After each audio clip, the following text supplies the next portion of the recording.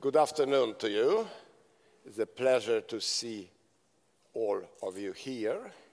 We are coming closer and closer to the most important part of all this symposium, the presentation of the 3 prize winners of the 2016. This is, to many extents, a different situation compared to our other presentations of winners. We are doing it the 11th time, so we have some kind of routine here. But we never had 3 prize winners, which of course is a great pleasure for us, but is also limiting to some extent your possibility to talk.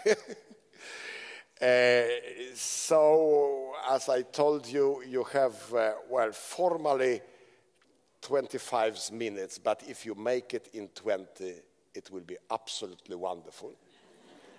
I don't think you do it. My name is Jerzy Sarnecki, and I'm co-chair of this jury, the International Jury for Stockholm's Prize in Criminology. And I'm chairing this jury together with Professor Sherman, who is also professor of criminology in Cambridge and in Maryland University. And Larry is so kind to do most of the job tonight, this afternoon, probably because his English is some better than mine. Maybe for other reasons, I don't know. Anyhow, Larry, I would like to invite you to come here and to present our first winner. Thank you.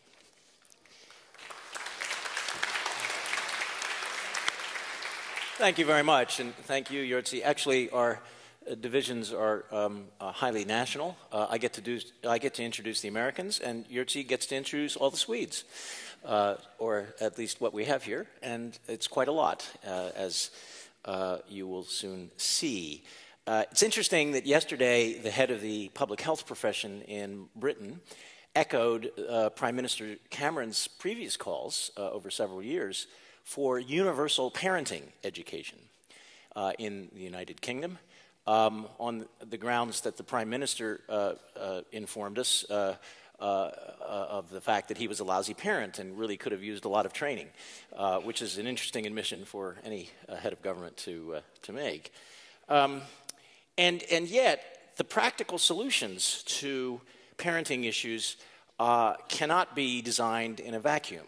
And as the continuing dialogue, if not dialectic, between basic and applied research in criminology continues, I think it's very important that anybody who at least has certain outcomes in mind from parenting classes think on the basis of a much richer and deeper understanding of the causal links between various dimensions of parenting and the ways in which we all grow up to do more or less good or bad things. The story of the discovery of much more complexity in relation to growing up to be more or less violent is a story that involves, of course, many criminologists. But the jury this year chose to single out, to pull out these 3 and to note the connections that were certainly not intended by them, but the connections that we saw and the important understanding that public policymakers, as well as other criminologists, including applied criminologists, need to have in order to connect more effectively the links of parenting and peers in relation to prevention. The story that we chose to highlight begins with a PhD dissertation. Now, the other day I was in a committee meeting trying to decide what was the best PhD dissertation in the Institute of Criminology in recent years, and I started talking about, well, you know, according to the standards of the Stockholm Prize, I was immediately interrupted saying, oh, you can't hold a PhD student to the standard of a Stockholm Prize. Whose PhD dissertation ever won a Stockholm Prize? To which the immediate answer was Travis Hirschi, because that's what causes of delinquency started out as at the University of California at Berkeley in his 1965 study of youths in Richmond, which was the basis for control theory. And I think that's all I need to say to a group of criminologists. Those of you who aren't criminologists in the room may be interested to know that the theory that came out of Professor Hirschi's dissertation is widely recognized as the most influential criminological theory of the 20th century. It has sparked more research than any other theory of why we are more or less criminal. And with that, I would like to ask you to welcome Professor Travis Hirschi of the University of Arizona. Thank you, Larry. Thank you.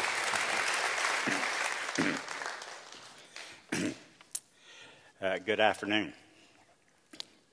My abstract promised to talk about the connection between social control theory, as advanced by me in a book entitled Causes of Delinquency, and a book entitled General Theory of Crime with Michael Gottfredson. I will get there, but by a roundabout route. I hope you will bear with me. Alfred North Whitehead said famously, let's go back, seek simplicity and distrust it. Elsewhere, he offered the observation that knowledge does not keep better than fish. He did not note that his own advice may be partly responsible for the fish-like quality of some aspects of criminological thinking. We live in an age of distrust. Everywhere, researchers proudly display complex findings that can only be remembered by a computer. Every day, the research issues that were or should have been settled long ago appear again as findings of current research. Our motto might then better be, seek simplicity. If you find it, do not sit idly by while others construe the multiple implications of the theory as evidence against it. Choose between these views as you will, there is no denying the consequences of one are very different from the consequences of the other.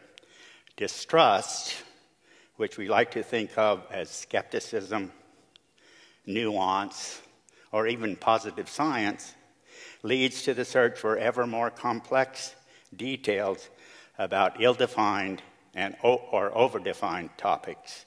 It divides the offender population into ever more numerous subgroups with its own etiology and amenability to treatment.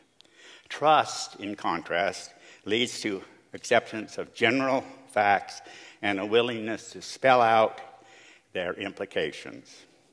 If a fact is a statement about what research has shown, its implications are statements about what research will show. So once we accept a fact, following Kant, facts are theories, we automatically create a logical system, a system that may be attacked at any point. Normally, we think the more points of vulnerability, the better, this being another way of saying that the theory is testable. What we tend to forget is that an elaborated logical system may be defended at many points as well. Theories may protect facts, just as facts may protect theories. With this distinction in mind, consider the statement found toward the end of a book entitled Self-Control and Crime Over the Life Course by Carter Hay and Ryan Meldrum. They say, the time in which the links between self-control and behavior could be described in bare bones, simple, parsimonious manner is long gone. We know too much.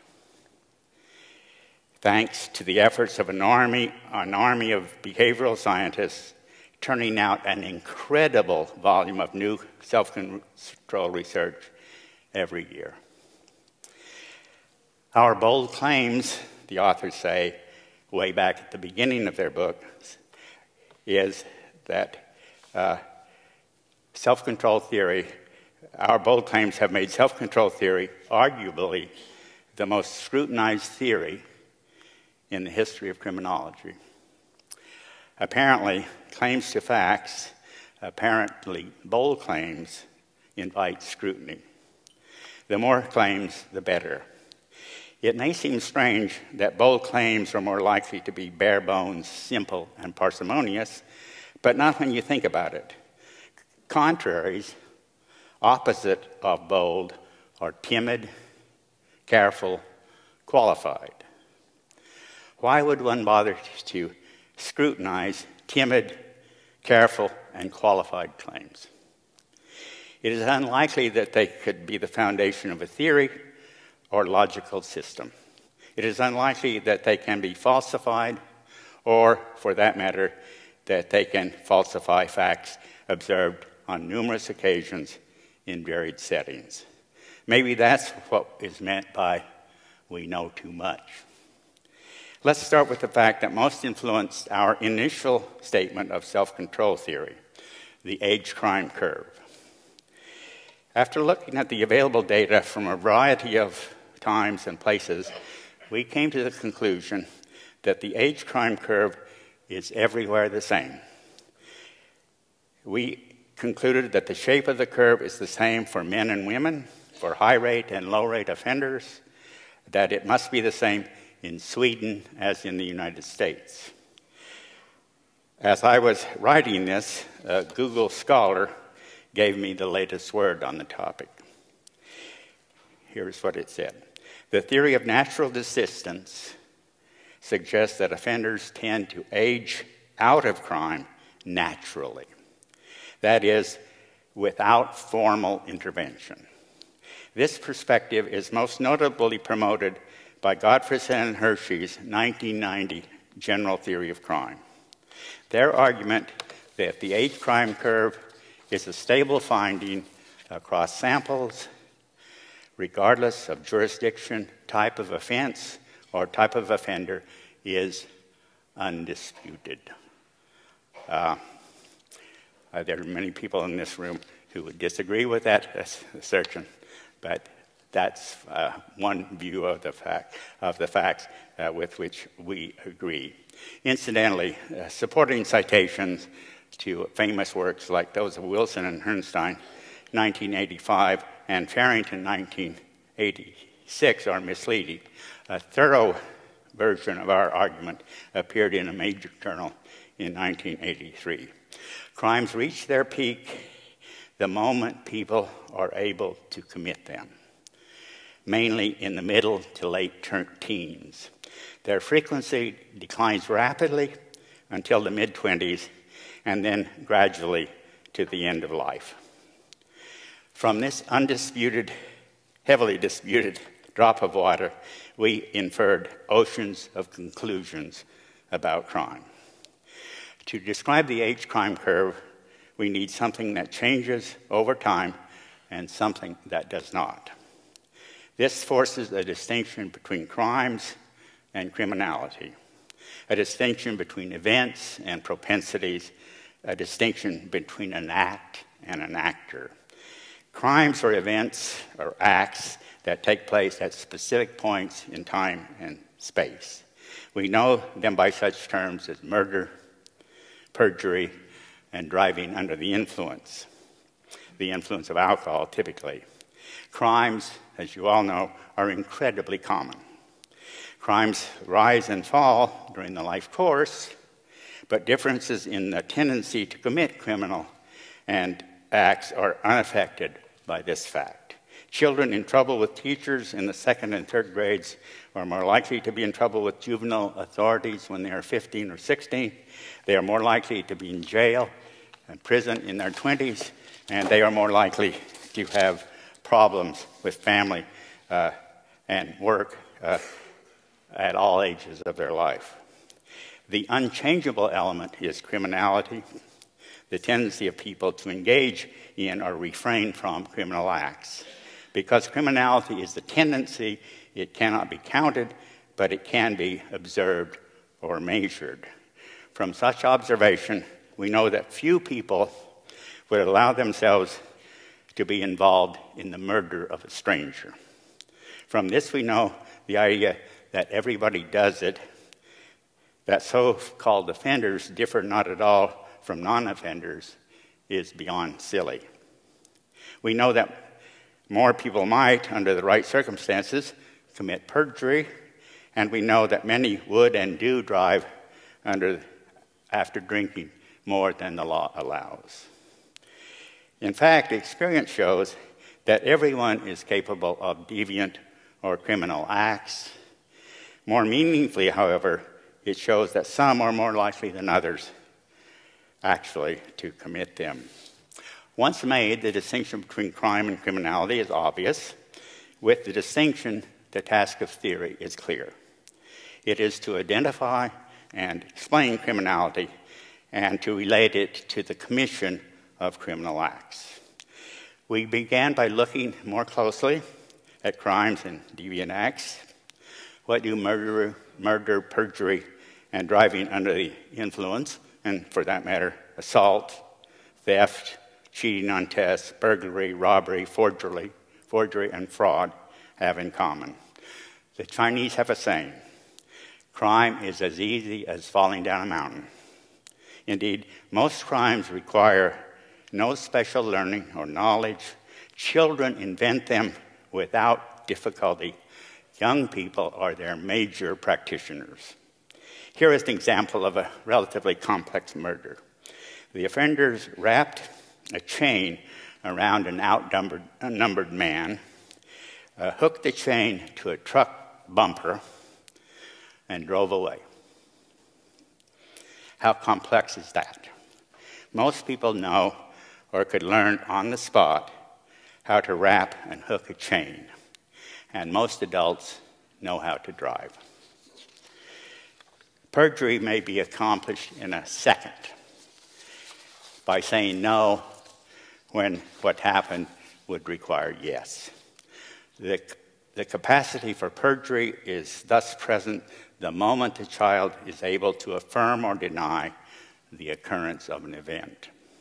Driving under the influence requires only the ability to drink and the ability to drive. The highest rates of drunk driving are found among those still learning these two skills. As you have probably guessed, our truck murderers showed that they were capable of committing this crime as well. Most crimes take little time or effort. They are rarely the product of lengthy or elaborate preparation. Among our examples, drunk driving would appear to be the most time-consuming, but it would not normally be considered hard work. In the United States, a homicide is most often committed with a gun. In the typical case, the decision to aim and fire is made instantaneously on the spot. Perjury, too, as I might mention, takes only a second. The consequences of perjury may be complicated, but the difficulties following commission of a criminal act should not be confused with the act itself. Indeed, another characteristic of criminal acts is that they entail a variety of natural, social, and legal sanctions. Economists talk about the risk of social and legal sanctions and thus suggest the possibility of risk-free crime, but this is misleading. Natural sanctions follow automatically from the event. They do not require third-party knowledge or intervention. They include risks of disease, ill health, injury, and death. For example, driving under the influence has only recently become a major concern of the criminal justice system in the United States. Within my memory, one of my friends who used to say, "one for the road," learned to say, one for the roadblock. So perhaps the rate of drunk driving has declined in the United States, but it was probably more dangerous before we took steps to prevent it. In any event, the number of people killed by drunk driving in the United States alone, numbers in the hundreds of thousands, and of course many of those suffering this consequence were innocent of the crime.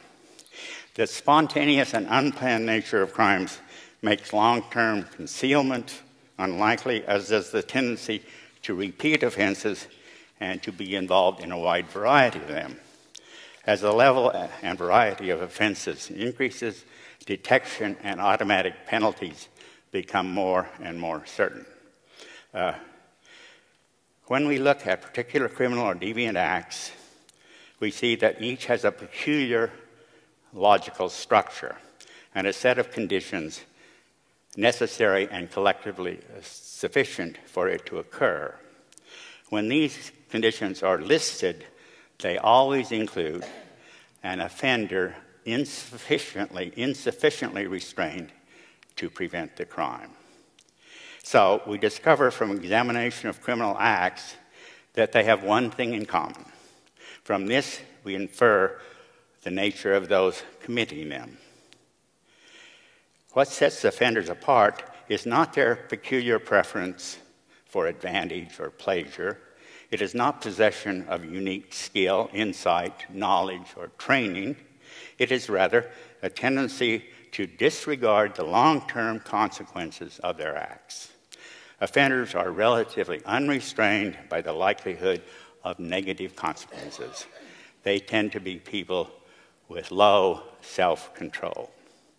This concept immediately suggests that people committing any one crime are more likely to commit other crimes, that indeed they are more likely to engage in acts that bring immediate pleasure at the risk of long-term costs, whether such acts are legal or illegal. Thus we come from one fact to several, facts that derive from and support our theory. Crime declines with age.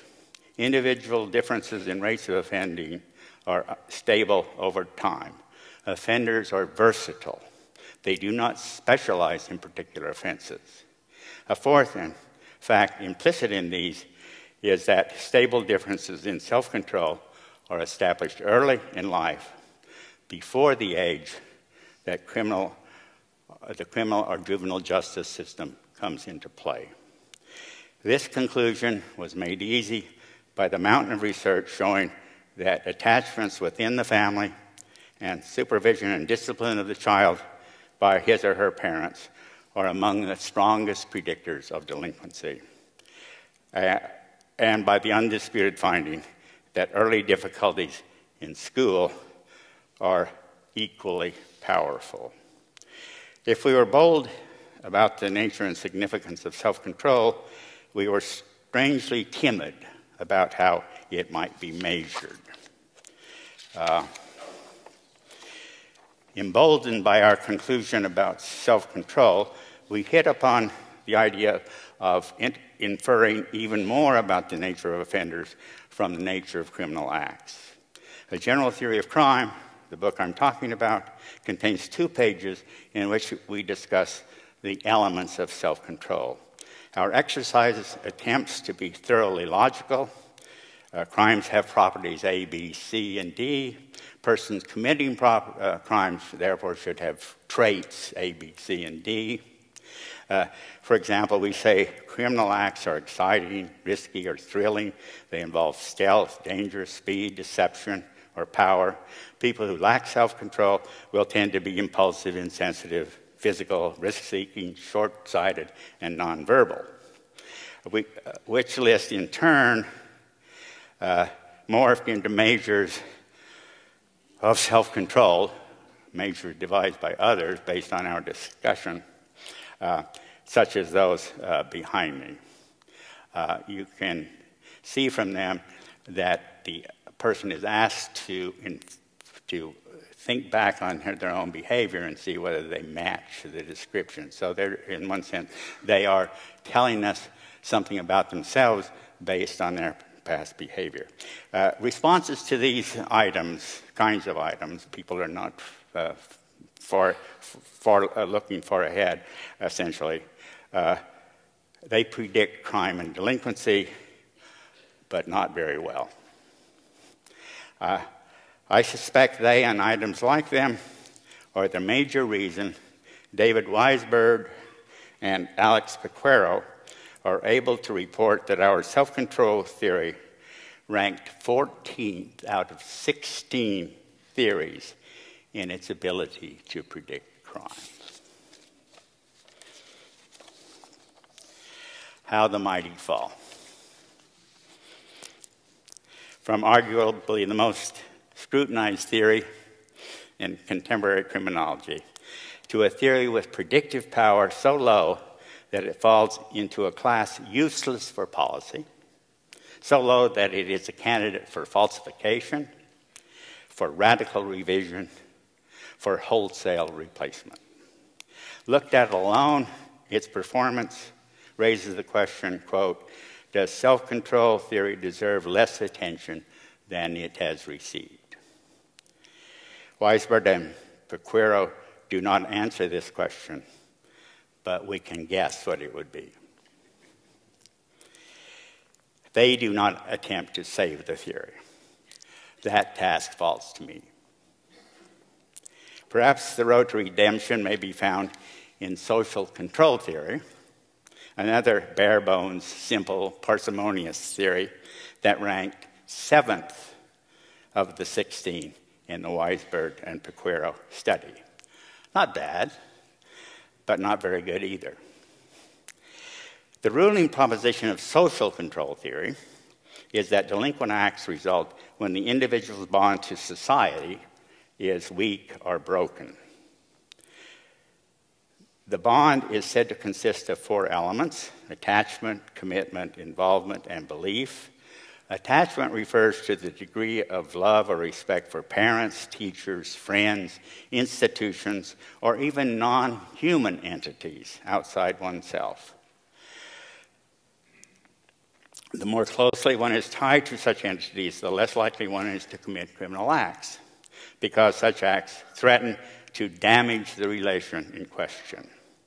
In Tucson, Arizona, USA, where I live, a student who murdered 3 professors wrote that his one regret was that his subsequent suicide would leave his dog untended.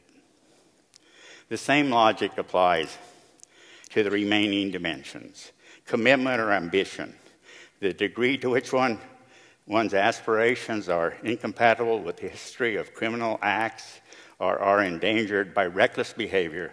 To that degree, such acts and behavior will be avoided. Involvement eventually fell by the wayside in my thinking because I forgot to remember that criminal acts take so little time. But the theory assumes that beliefs matter, that some bind us to the reality outside our skins, while others free us to commit criminal and delinquent acts. So illustrative items of self-control measure are these. Illustrative items: attachment to school, like care about teachers, do you share your thoughts and feelings with your mother, is it all right to get around the law if you can get away with it? One that I don't have on the slide is, does your mother know where you are when you are away from home? These items deal, all of them, with the quality of one's ties to people and institutions of conventional society: the family, the school, and the law. Unlike the self-control items, they do not address behavioral tendencies, but these tendencies are easily inferred. To the extent these items predict criminal and analogous behavior, social control theory is confirmed. I would report that they do predict sufficient at least to gain at 7th place among the 16. All items in the scale, both scales, ask respondents to report their own feelings, attitudes, and behavior. The apparent exception is in the social control set, which is not listed, is mother's knowledge of the child's whereabouts. That is taken as a measure of supervision, which predicts delinquency. I was forcefully reminded by a pair of Scandinavian criminologists that I had misinterpreted the meaning of this responses to this item. The question does not assess the behavior of the mother, but is a report on the behavior of the child. If your mother knows where you are, is it because you go where you are told to go, or you truthfully report on your whereabouts? If she doesn't know, is it because you go wherever you want to go, or despite her instructions or expectations, or you lie about where you have been? So the item remains an excellent predictor of delinquent behavior, but it cannot be taken as a direct measure of the behavior of the mother. Rather, it tells you something about the behavior of her child. So these items, all of them, in both sets, measure the properties of individuals. All are thought to predict criminal behavior because they suggest reduced concern for its costs. All are therefore measures of self-control. The same considerations apply to questions of morality. Morality appears in self-control theory as belief. It is all right to get around the law if you can get away with it, is an example. The research literature tells us that self-control and morality interact, such that among those with high morality, self-control is unimportant. While among those with low morality, self-control, if present, may prevent criminal acts. This distinction between moral and calculative control is ancient and still common. Moral values or principles are the first line of defense against crime. If they are missing, calculation of costs and benefits comes into play. One of my professors in graduate school, a famous professor, used to say, "Our principles cost us every day." This was a course in deviant behavior. The suggestion was that those without principles have all the fun, or at least more of it than the rest of us. I don't recall him telling us that such fun doesn't last, that moral principles bind us to reality, that in the long run, life without them is likely to be nasty, brutish, and short. Sociologists, criminologists don't talk that way. Ambrose Bierce, author of The Devil's Dictionary, which I recommend to you highly for the truth, tells us what criminologists may be missing. He has a definition of immoral, which he calls an adjective. And the one-word definition is inexpedient. Whatever in the long run, he says, whatever in the long run and with regard to the greater number of instances men find to be generally inexpedient comes to be considered wrong, wicked, immoral. If man's notions of right and wrong have any other basis than that of expediency, if they originated or could have originated in any other way, if actions have in themselves a moral character apart from and nowise dependent on their consequences, then all philosophy is a lie and reason a disorder of the mind. So in Bierce's view, moral values reflect collective conclusions about the costs inherent in acts considered deviant or criminal, conclusions based on countless observations or plain and simple logic. What can we say about those who reject these conclusions, those who think it is not wrong to ride a bike through a red light? Thank you, sir, for your contribution to my paper.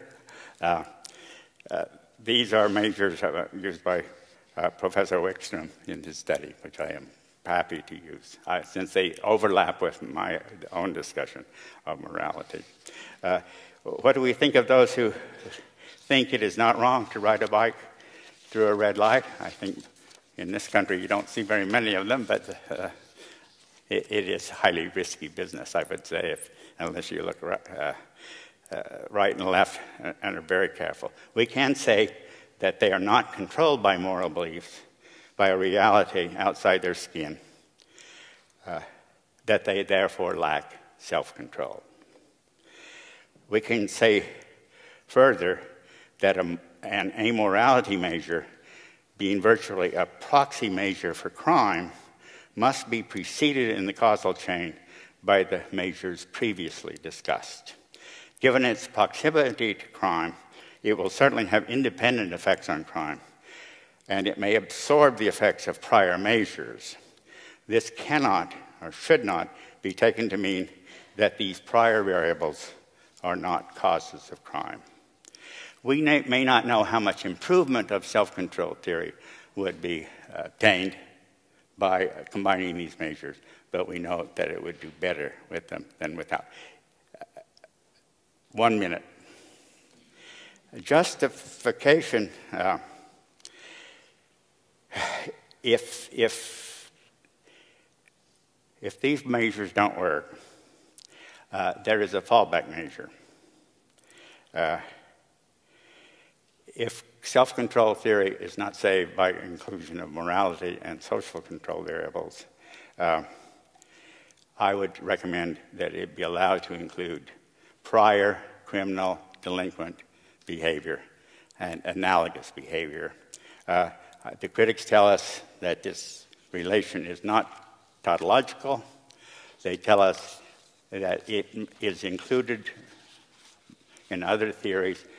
So control theory, therefore, should be able to compete on an equal footing with those theories by allowing inclusion of prior behavior in the tests of the theory. Thank you. Thank you, Travis. Thank you very much.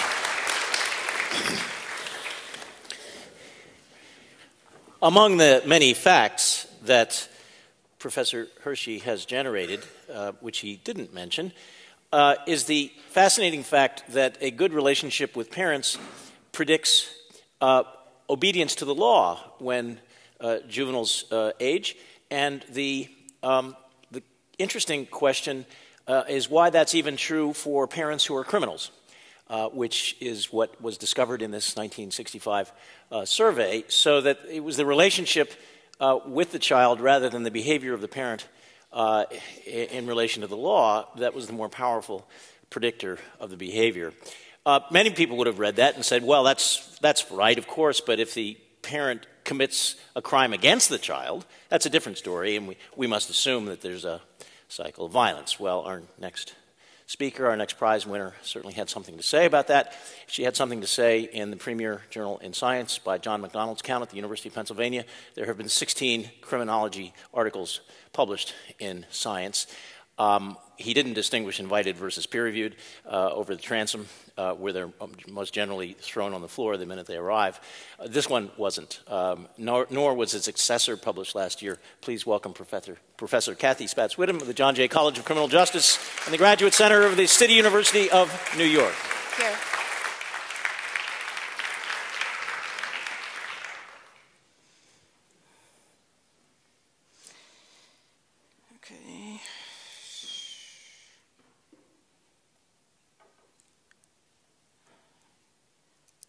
It's a great pleasure to be here and a great honor to be receiving the Stockholm Prize in Criminology.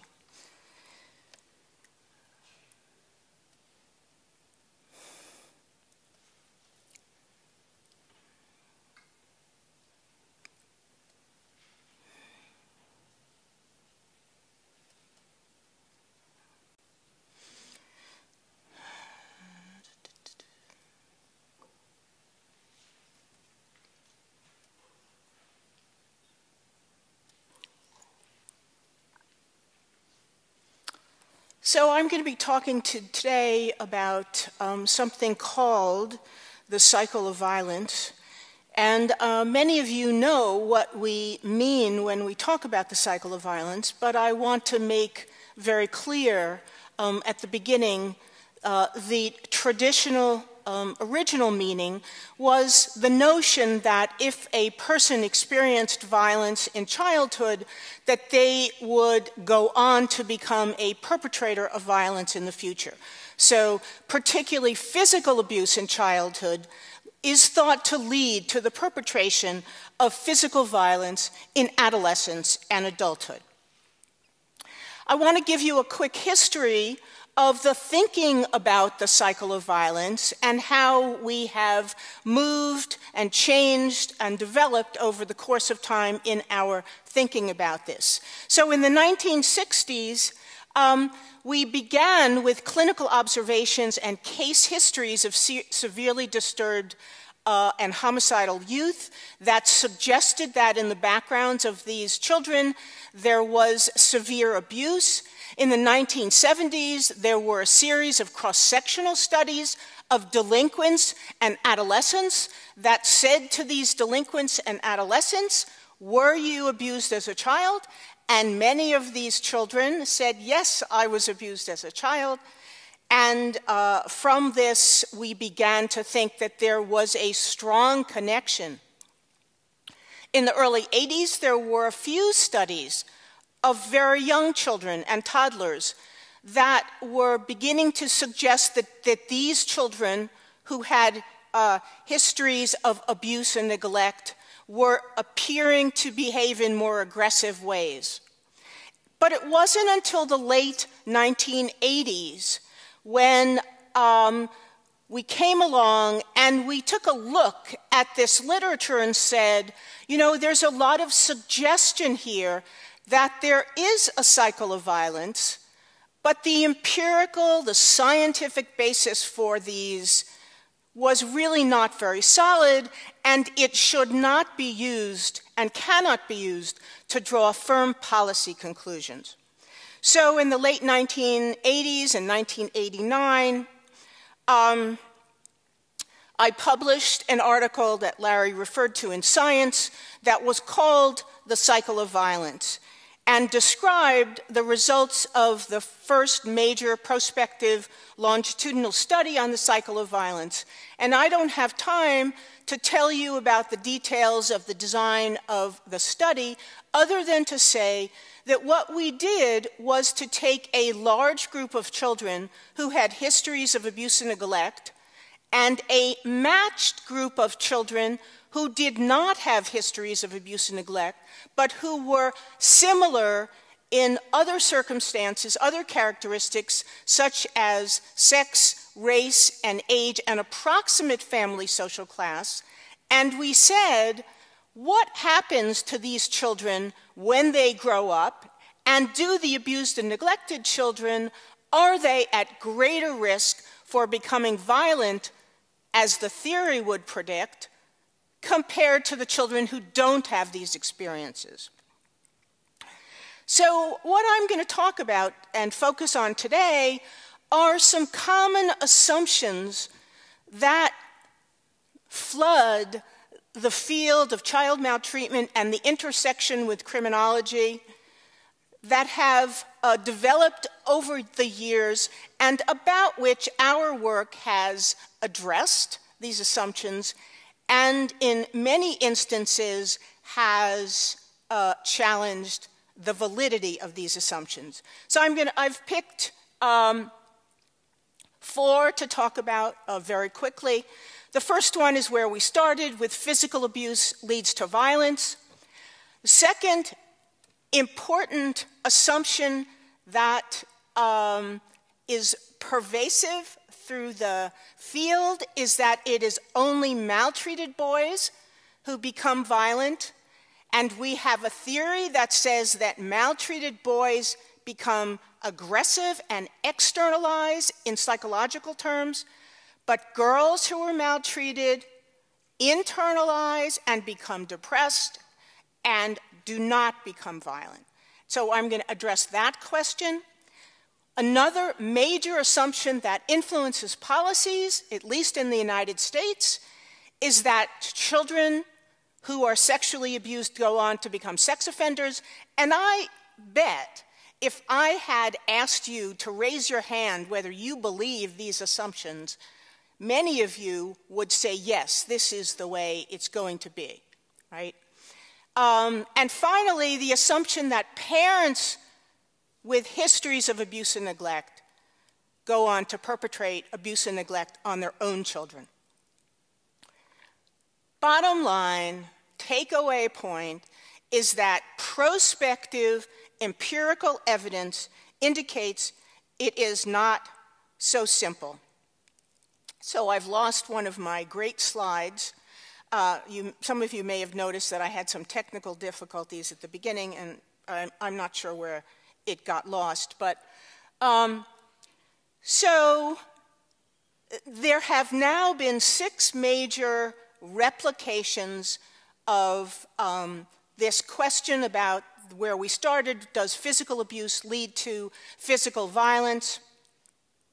6 major longitudinal studies, and unfortunately my graphic over here on the right is screwed up, but the point is that there have been several studies across different regions of the United States, time periods, the youth sexes and sex and age, the definitions of child maltreatment, the types of assessments, and each of them has found support for this fundamental relationship, which I suggest to you increases the generalizability and our confidence in these findings. However, here is my great slide. It's not so simple. Why is it not so simple? It's not so simple because we said that the cycle of violence refers to, does physical abuse lead to violence?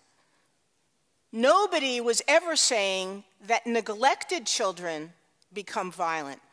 And what you can see here, and these are not published data yet, so please do not cite them, but these are the result of the most updated criminal histories that we have.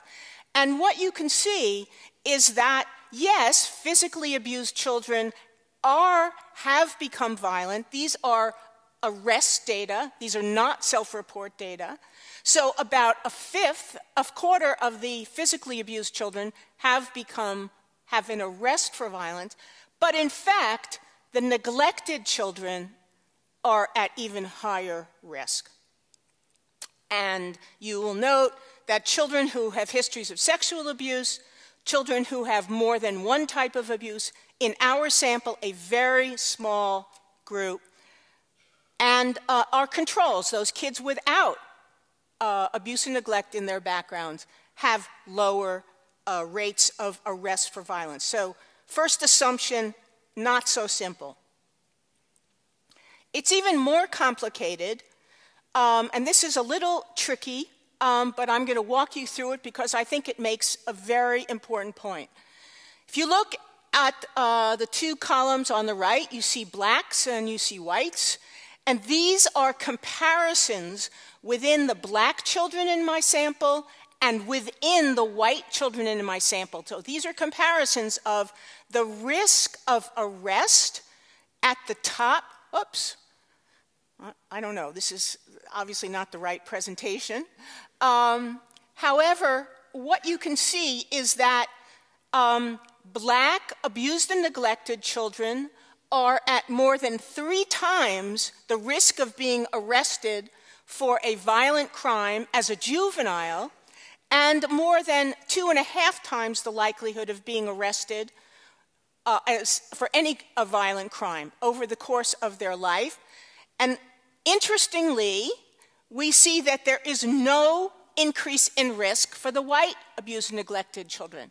So we have a cycle of violence that looks like, in terms of arrests, it only describes the black children, but interestingly, when we look at the bottom part of this slide, what you see is that the asterisks refer to significant differences. that the white children are now reporting that they have engaged in a higher number of violent behaviors. The black children, abused and neglected children, are not reporting higher than the black controls. So what you see here is a totally different perspective based on arrests and based on self-reports. Picture is not so simple. And now, is it boys only? So one meta-analysis concluded that physical abuse was strongly related to violence in girls. In our work, what you can see here is that, yes, the boys were at increased risk for violence, but abused and neglected girls were at increased risk for arrest. This is not self-report. Arrest for a violent crime with an odds ratio of 2.4. So the child abuse to crime and violence connection for girls is robust and not restricted to males. Next, do children who were sexually abused become sex offenders? Common assumption. So numerous reports are of offenders in prisons or in treatment programs. The U.S. General Accounting Office, though, reported in 1996 that the research findings at that time were inconsistent and inconclusive. So with one of my young colleagues, Christina Massey, and I, using funding from the National Institute of Justice, we have examined this question, and what you can see here is that abused and neglected children are at increased risk for being arrested for a sex crime. So you see in red, at the top, the overall row, you see that the abused and neglected children is 8.3 compared to the controls for 4.5%. You see that the neglected children are at increased risk for an arrest for a sex crime, and you see that the physically abused children are. But that assumption about sexual abuse is not borne out, and not borne out. Children with histories of sexual abuse are not at unique increased risk for sex crimes. And this just shows you the green line are the children who were physically abused. The purple line are the children who were sexually abused. The blue with the boxes is neglect. And what you can see is the difference just focus on that line for sexual abuse, the purple line. They are at much lower risk for being arrested for sex crimes than the other two groups. And it's not just restricted to studies in the United States. There are two Australian studies, recent studies, both prospective studies. In the first one, 3% of boys who had been sexually abused before age 12 were convicted of a sexual offense, compared to 1% of the controls. A similar finding with a huge sample in Australia that was published in 2016. Only 3% of sexually abused boys went on to become sex offenders. And they said this may go some way to assuaging fears and suspicions, including among adolescent and adult male survivors themselves, that sexually abused boys are likely at increased risk to become sex offenders later in life. Finally, do parents with histories of maltreatment abuse their own children? So the second article that we published in Science was last year, and you can see from the title here that it focuses on the intergenerational transmission, but the material following the colon is the critical. Is it real, or is it a surveillance bias? So I'm going to show you the findings. Oh, okay. So let me just go back for a second. The strongest evidence for the intergenerational transmission of maltreatment indicates that offspring are at risk for neglect and sexual abuse, but detection or surveillance bias may account for the greater likelihood of Child Protective Service reports. So now let me just show you. So what you see across the top are the parents' history of abuse and neglect, and then you see the overall abuse and neglect group, then you see physical abuse, sexual abuse, and neglect. And then what you see on in the first column is what's happening to the offspring. And then if you look down, you see CPS, which refers to Child Protective Services. So these are official reports of child abuse and neglect. And then you see G2SR, which means that this is the parent self-report of whether they perpetrated abuse on their child. And then you see G3 self-report, which is the child, the offspring's self-report. We know that each of these sources of information has limitations, big limitation. So in order to overcome that, we use official reports and parent reports and offspring reports. And now what you can see when it says NS, that means it's not significant. There's no significant increase in risk. But what you can see with the red stars, those are asterisks that refer to the extent of the significance. And what you see is that there's a whole bunch of red stars suggesting that indicating that the offspring are at risk for sexual abuse, that CPS, they have a report in CPS, and they are saying that they were sexually abused. Parents are not saying that they have sexually abused their kids. And then you see down in the last section of 3, very consistent indicators from all 3 that these children are at increased risk of being neglected. So why do I say there's a surveillance bias? Because it is of concern that parents did not say they were doing this, and we wanted to see what was happening. And this is a little tricky, but I think I can explain it to you. What this slide shows you is the top part is among the parents who did say that they were maltreating their child. So that's the among parents who reported abuse or neglect. If that parent, him or herself, had a history of abuse and neglect, their offspring was likely to have a Child Protection Service system report 2.5 times more often than the parents who did not have those histories.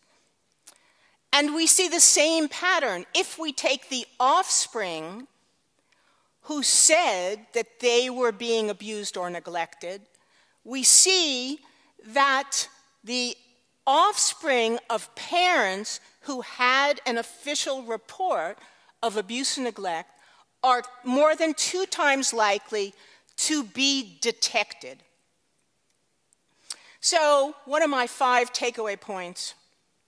The cycle of violence exists, but it is not deterministic. In none of those slides did you see anywhere near the majority of the children being arrested for crime or violence.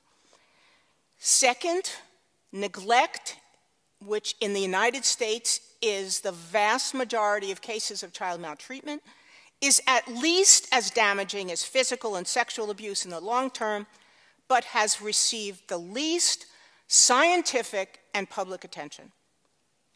Third, abused and neglected girls and boys become perpetrators of violence.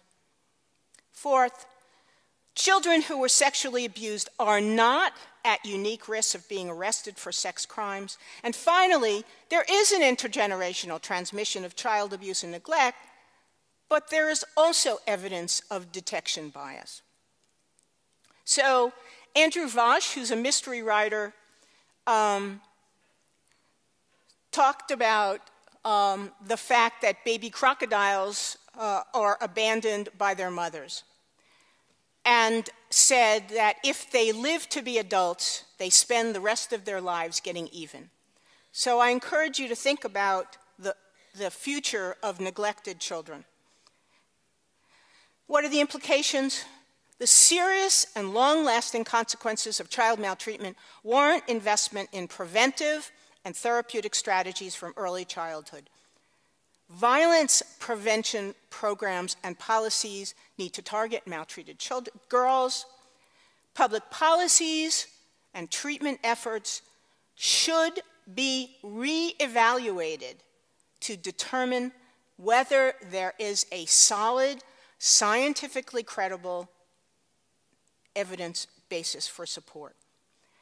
Incorrect conclusions lead to ineffective screening tools, harmful social policies, worker bias, and poor outcomes for children and families.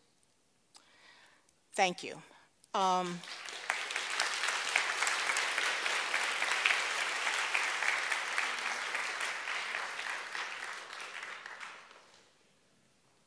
Thank you very much. You're welcome. You can get me out of it. Thank you. Well, ladies and gentlemen, the life has sometimes unexpected turns.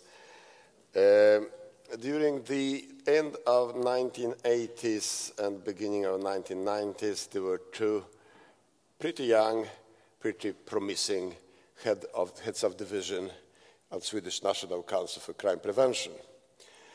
I wouldn't never expect that the older and less promising of them two is going to introduce the younger and more promising of these two heads of divisions for crime, heads of division in National Council for Crime Prevention. So I would like to introduce to you Professor Per-Olof Wikström, who is a professor of ecological and developmental criminology at the University of Cambridge, and also the director of this extremely interesting and more developing project of the, let me see here, Peterborough Adolescent and Young Adult Development Study. And Professor Wikström, I know, because I heard to him just a few weeks ago, is going to talk about his more and more influential theory of social action theory. So please, P.O., you are welcome to present your speech.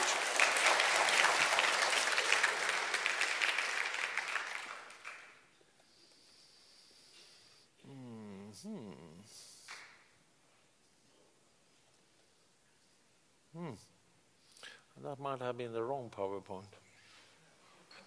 Yeah. There's two in Stockholm. Okay.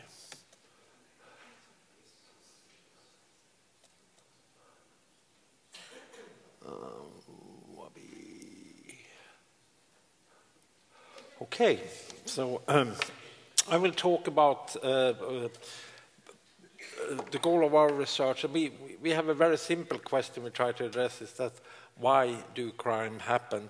And I will give you a brief overview of the key elements of our theory, the methodology and key findings. And why is it important to ask the question why people commit crime? Because I think that is the fundamental question to be answered before we can answer questions of, let's say, what role does parent play, what role does peers play, teachers and so on, social structures and so on. First, we need to know why people do crime. I'll give you a bit background to the study. These are two core stable criminological findings. This is data from our study, but you find this almost in any study you look at doing this. First is that the distribution of crime in the population is highly skewed. In our case, 5% to 55% of the crime of the 18,000 crimes they've committed during this period, of the about 700 people we have in the study, 31 has done 9,000, almost 9,800 of the crimes. So a lot of people try to explain why we have this difference and focus on mainly, I would argue, on understanding differences in propensity. On the other hand, we have the well-known findings that crimes are concentrated in place and time, sometimes called hotspots, and so on. And we have theories that has been developed to explain these kinds of patterns, and particularly they focused on what kind of environmental inducements there are. The problem is that criminology, and this is a problem that was recognized a long time ago by the late Al Rees, that these two traditions doesn't really mix very often. They tend to develop separately. And my main argument is that to advance knowledge about crime and so, we really need to try to bridge this gap. And we do that by focusing on how people and places interact. And to do that, and to make a long story short, we really need to focus on understanding what moves people to crime, and that is having a proper action theory.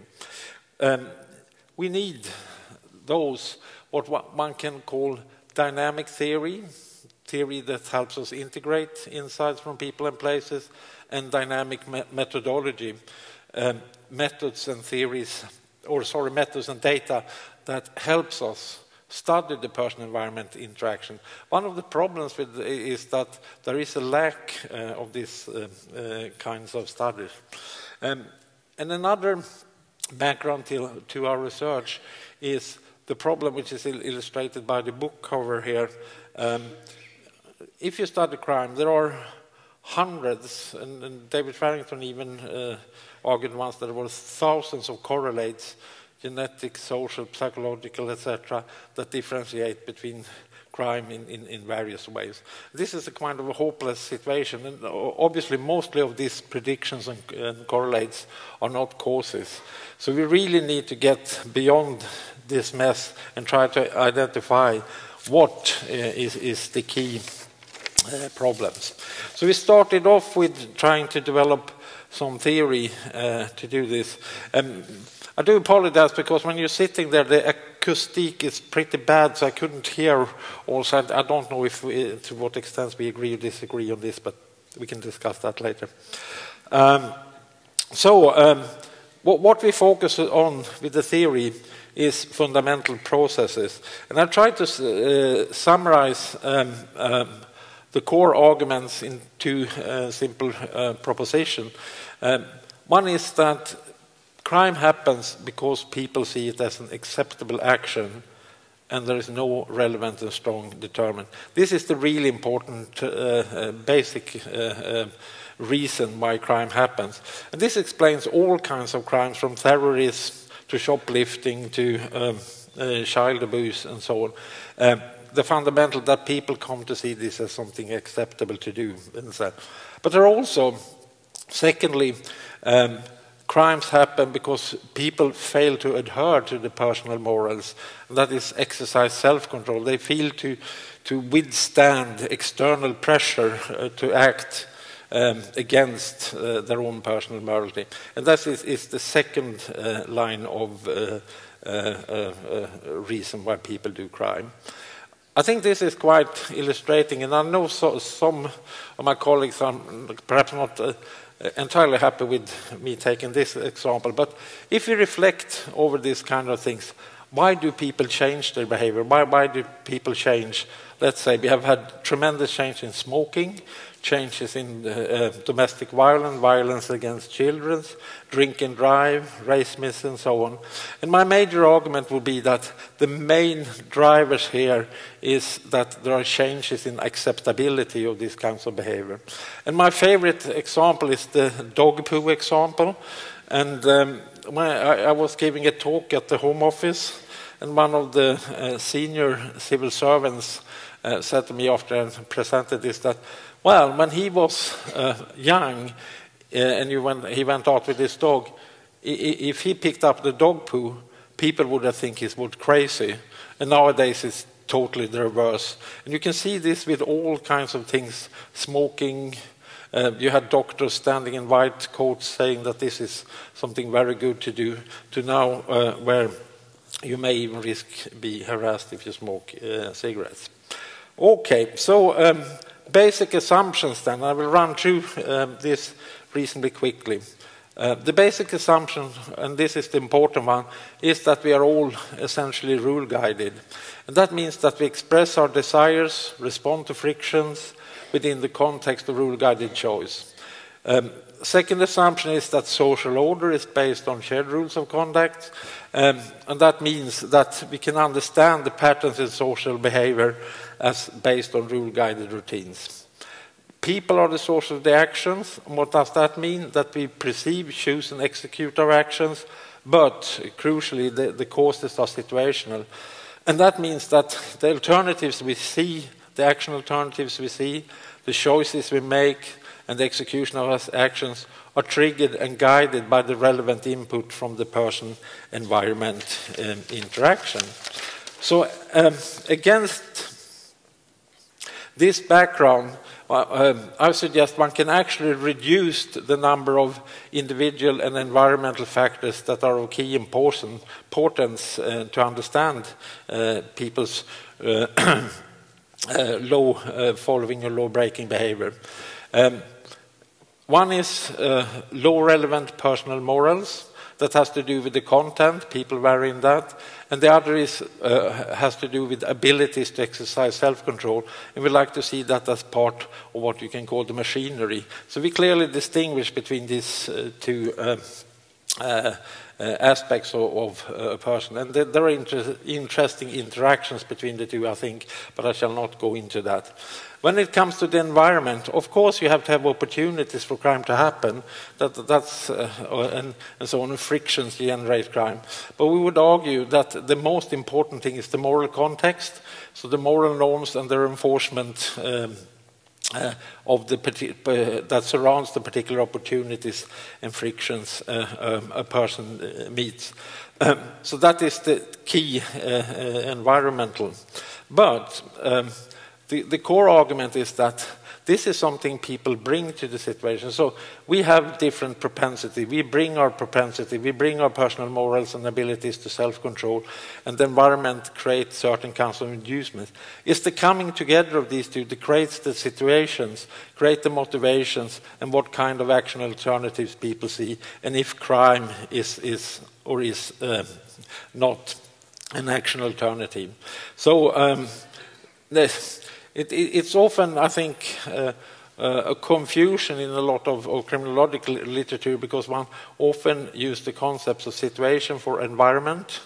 But I think it's clearly important to differentiate between environment and situation. Situation arises when a person encounters a particular environment. I don't have time to go into this too much detail. But then the basic mechanism then that explains why people see this is what you can refer to as a perception choice process. And this is because perception is what links us to our environment. Choice is the forming of an intention, and it was links me to my actions. So the perception choice process is what explains what kind of action I take. And that is triggered then, according to this, by people, a person, and a place or an environment coming together. So this is to make a long story on the basics short. But we also obviously assume that there is a reason why people vary in crime propensity. There is a reason why people vary in criminogenic exposure. And here I think there is another problem that faces at least some criminological studies, the problem of not clearly distinguish between what is causes, what actually moves people to do an action, and what we call the causes of the causes, the things that explains why people vary in propensity, why places and environments vary in the criminogenic characteristics. And here we see it following on this logic that the key process to understand here for understanding crime propensity is moral education and cognitive nurturing, because we have already said that it's personal morals and self-control that is the key for the causes. And when it comes to the criminogenic exposure, it's the socio-ecological processes, particularly social and self-selection. They are important because these kinds of processes, we could have anything to do with residential segregation, for instance, because they place certain kinds of peoples in certain kinds of settings and then help create the kinds of situations. Obviously, a theory needs to be tested, and there is very few data sets around that can do that, so we had to create a study capable of doing that. I will only briefly do it as a longitudinal study. We are now, we started at age 12, we are now, when the young people are at age 24, we started with interviewing all the parents, then we interviewed the young people. We have done a specific community surveys of separate populations from the city. The city is Peterborough, where we do the study, about 6,000–7,000 people. I think it's about 7,000 people in each of these surveys, where we have studied very detailed information about all the small areas in the city to get the sort of environment data. And on the last last wave, we've also collected genetic samples, but that we have not done anything with so far. So if we look at the study, it has all the sort of general hallmarks of a normal, typical longitudinal study, but what I think is unique is two aspects. It's the way we measure the environment, and it is the way which we can measure people-environment convergences. And the main method for doing this, I told you about, we have small area community surveys, we have census data and so on to describe the various environments. But the space-time budget methodology helps us locate particular people at particular places at particular times. And this is an illustration how it works.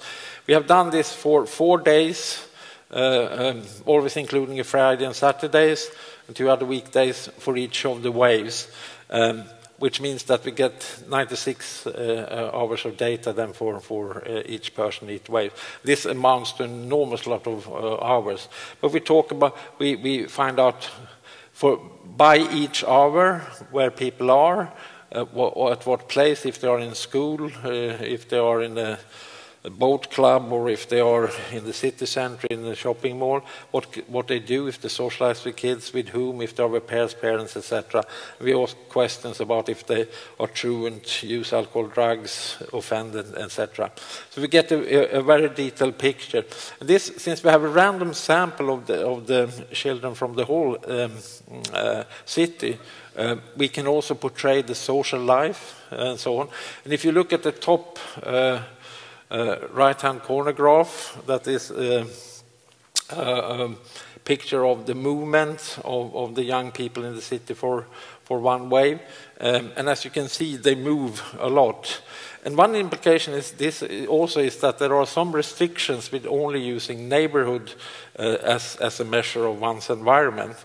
And the nice things with the space-time budget method is that we can actually map out various environmental influences that young people go through, not only within the neighborhood, but also outside.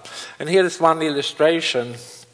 If you watch here, this is one person one day, and this is very schematic because obviously we have more detail than this. But they wake up sort of, oh God,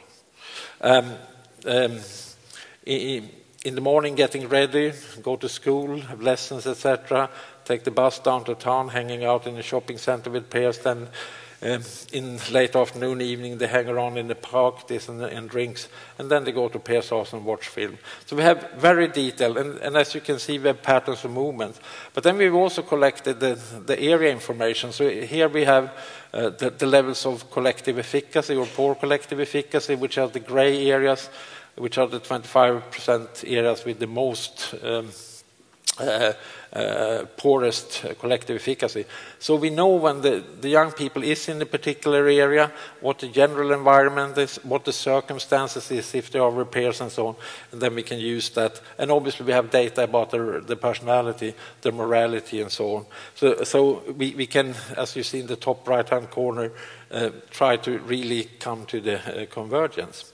Okay, I will now run quickly through some of the major findings, because obviously a theory is a theory and a theory needs to be tested, and we are great believers in having theories with clear testable implications, and I think the SAT theory actually do have that.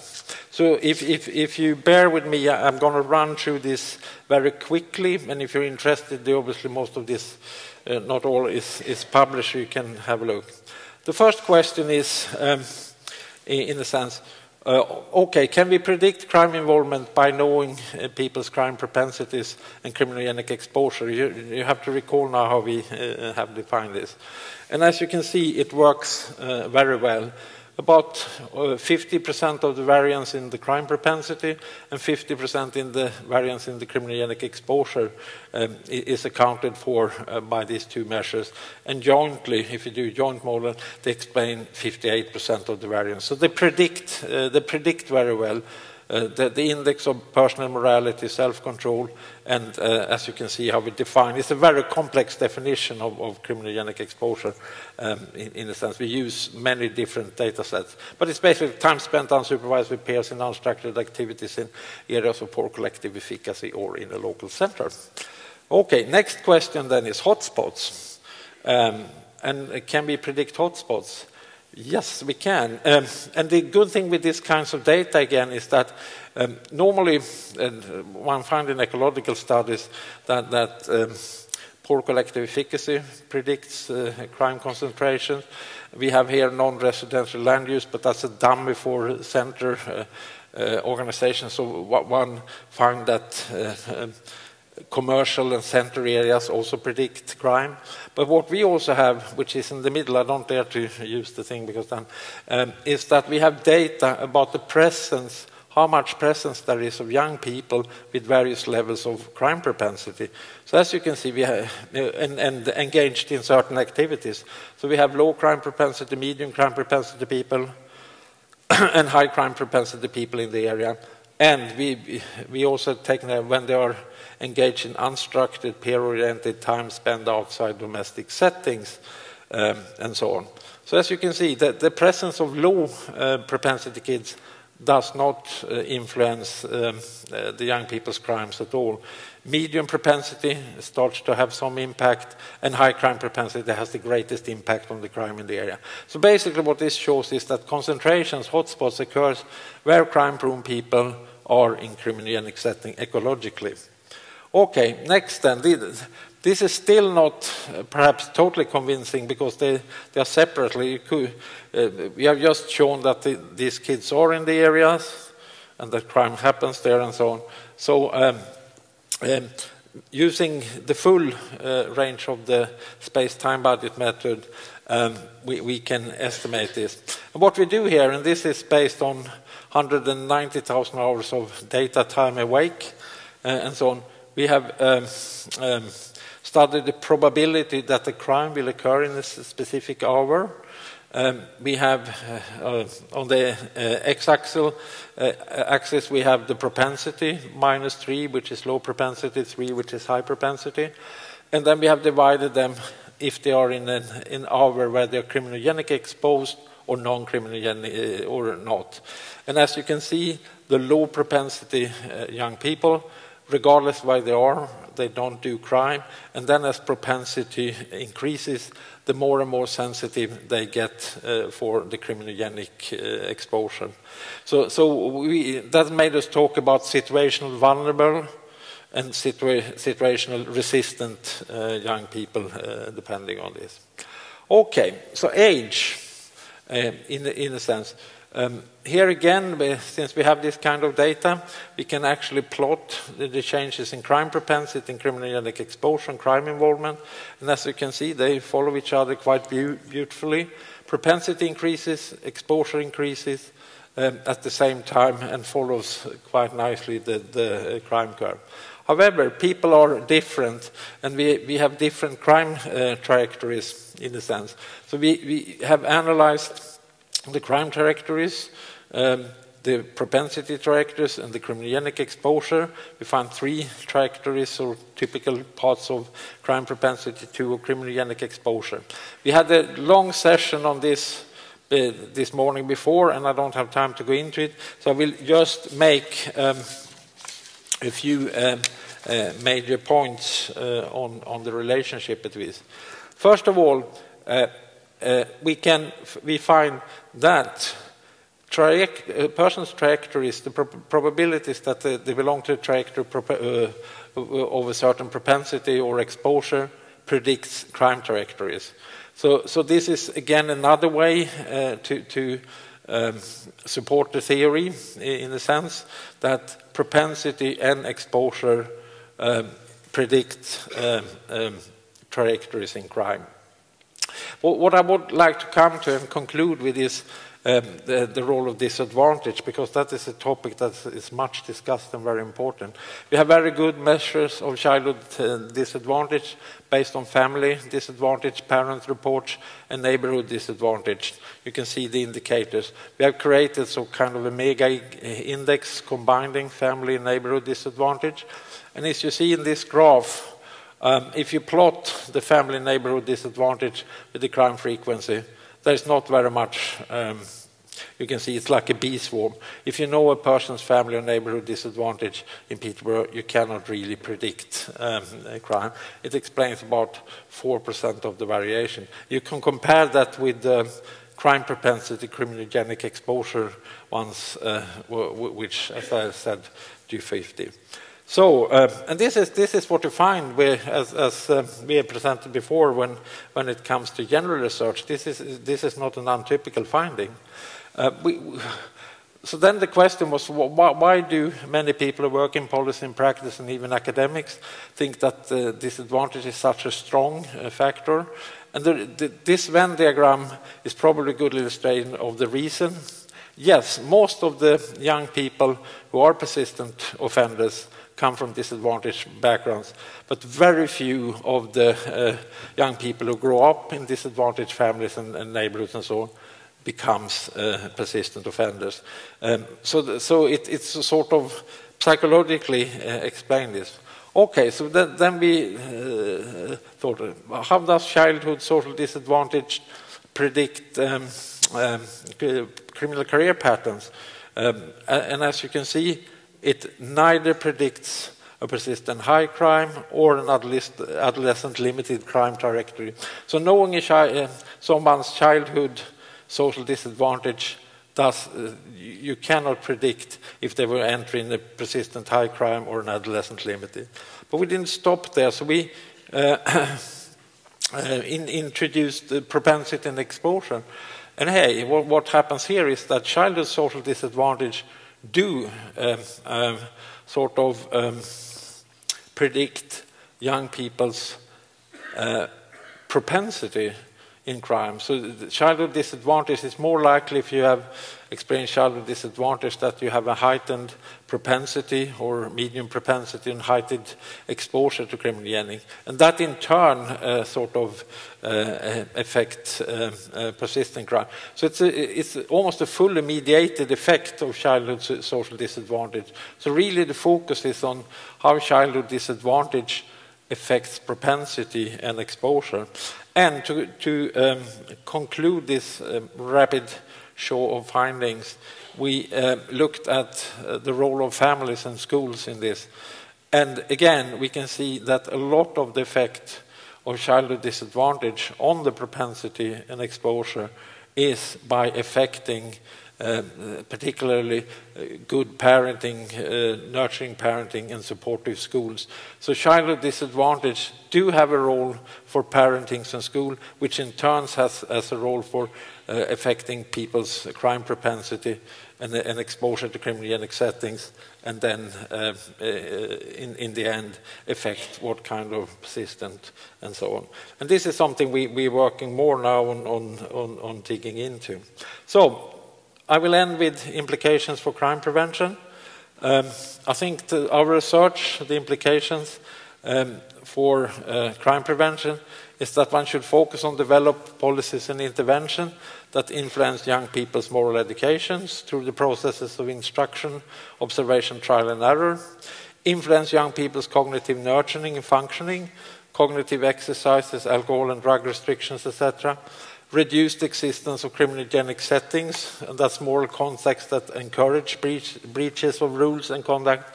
I mean, this is very interesting, particularly now in relation to radicalization and so on.